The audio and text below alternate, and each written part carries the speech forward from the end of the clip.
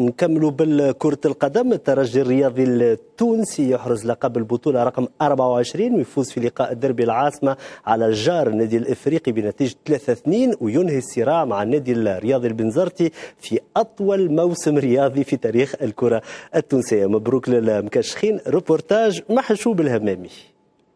الترجي الرياضي التونسي ينهي مسلسل التشويق ويحرز لقب البطولة رقم 24 في رصيده. هذا كان أبرز عنوان الجولة قبل الأخيرة من مشوار مسابقة الرابطة المحترفة الأولى لهذا الموسم بعد انتصار أبناء المدرب نبيل معلول في دربي العاصمة على جار اللدود النادي الإفريقي بنتيجة 3-2. أهداف الترجيين حامل التوقيع كل من إيهاب المسيكلي في مناسبتين والكامروني نيانغ في حين سجل كل من أشرف الزيتوني وسيف الدين الجزيري هدافي الإفريقي في اللقاء هذا. 3 نقاط خلت أبناء باب سويقة يحافظوا على فرق 5 نقاط اللي تفصلهم عن الملاحق مباشر نادي البنزرتي ويتوجوا بلقب البطولة قبل الجولة من نهاية بطولة موسم 2011-2012.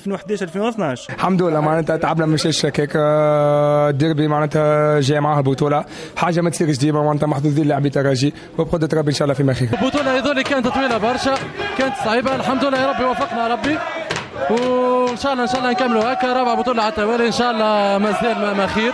هذول مازال عندنا قدامنا توا كاس افريقيا ان شاء الله نكملوا نفرحوا الجمهور بكاس افريقيا ان شاء الله.